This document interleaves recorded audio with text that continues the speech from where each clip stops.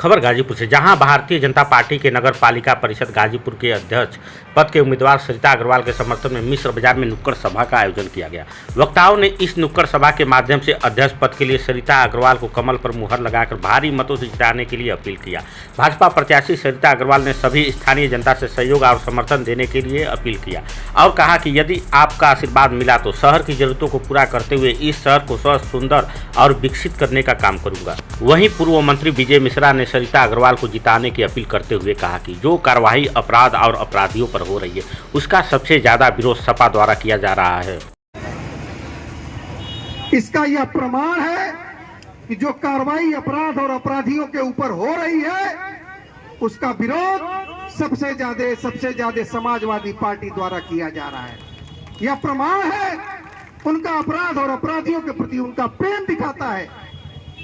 इसलिए मैं आपसे एक सवाल करना चाहता हूं कि जो यह कार्रवाई अपराध और अपराधियों के प्रति उत्तर प्रदेश में योगी जी द्वारा की जा रही है, ऐसी कार्रवाई होनी चाहिए कि नहीं होनी चाहिए? होनी चाहिए कि नहीं होनी चाहिए? इसलिए ऐसी कार्रवाई और मजबूती से हो, इसलिए योगी जी के हाथ को, मोदी जी के हाथ को मजबूत करने के लिए जो हमारे सभासद बैठे हैं और सरिता अग्रवाल जी बैठी हैं, इनको जिता करके योगी जी और मोदी जी के हाथों को मजबूत करने का काम करना है।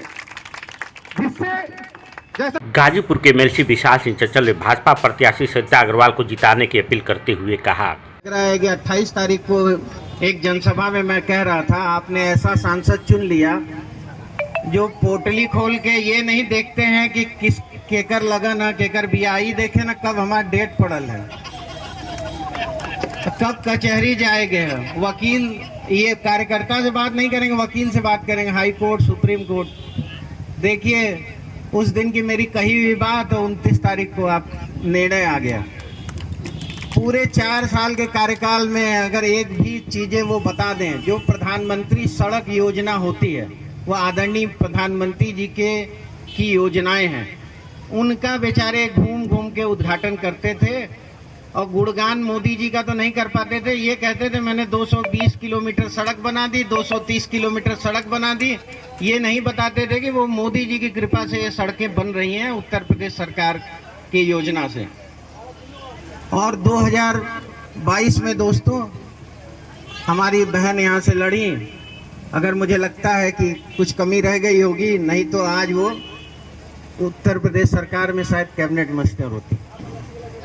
आज आपने एक विधायक चुन लिया, उनका भी यही काम है, लेकिन वो पोथा उठा के ये देखते हैं कि देखा यार बियाह में भले जा पाई, तेरह ही बरही न छूटे के ऊपर, है ना, क्यों काम बता दी करी हमारा सरकार ना का करी। तो ऐसा निर्णय ना हो जाए कि चेयरमैन भी आप ऐसा ले ला कि वो कहे कि क्या करिए, नालियों साफ ना करा पाओ तो ये बदे कि हमारी सरकार ना है, नाली बजबजात रहे।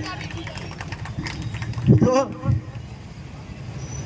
दोस्तों कम से कम एक मौका और मिला है, नगर हमारा है, आप सबका है। कभी कोई माननीय प्रधानमंत्री जी ने भी कोई कमी नहीं की। मनोज सिन्हा जी के चुनाव हारने के बाद जो भी उनके द्वारा लाई गई परियोजना थी सब पूरी हो रही है। उन्होंने कोई पक्षपात नहीं किया कि हमारे यहाँ सांसद नहीं जीते तो मैं गाजीपुर का काम रोक दूं, और हमारा एक भी विधायक नहीं जीता, उसके बाद भी उत्तर प्रदेश सरकार ने कोई ऐसी कमी नहीं की कि गाजीपुर में बिजली कम आ रही हो, सड़क कम बन रही हो, अस्पताल में सुविधा ना हो। कि नगर पालिका जिता के मैं जब अपनी भाभी सरिता अग्रवाल जी को ले जाऊं माननीय मुख्यमंत्री जी के यहाँ, तो खुश होके वो कहें कि देखो नया सूरज उगा है गाजीपुर में, जितना पैसा मांगे इनको दे दो। तो यही मेरा आप सबसे अनुरोध है। देखिए गलतियां सभी से होती हैं, जब एक लंबा कार्यकाल हो जाता है तो गलतियां होती रहती हैं, 10 काम आते हैं, कोई काम ना हुआ हो। लेकिन मेरा एक चीज मैं बता दूं आपको कि आप विनोद अग्रवाल जी से नाराज हैं तो किसी चौराहे पे उनका हाथ पकड़ सकते हैं कि काम ना कैला, लेकिन जो सपा का प्रत्याशी है उसका आप हाथ पकड़ सकते हैं? आप बताइए मैं गलत कह रहा हूँ? कहीं भी रोक सकते हैं। विनोद अग्रवाल जी गट्टा पकड़ सके ना, और कुछ मत पकड़ लीजिएगा आप लोग, गट्टा तो पकड़ सकते हैं। है सुना कहाँ जात हुआ, हाँ, उसको तो देख, सपा के प्रत्याशी को मैं वादा कर रहा हूं कि देख के आप सर पकड़ सकते हैं और कुछ नहीं पकड़ सकते।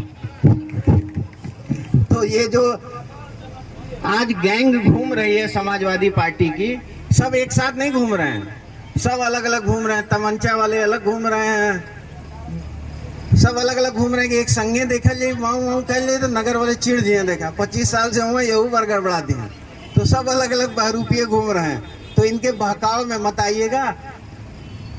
मैंने भी नगर की बहुत सेवा की है, 7 साल मेरा कार्यालय नगर में ही रहा, और कोई नगर का आदमी आया होगा तो ये मैं विश्वास के साथ कह सकता हूँ, मैंने उसके लिए एक फ़ोन जरूर किया होगा और वो किसी भी समस्या के लिए आया होगा।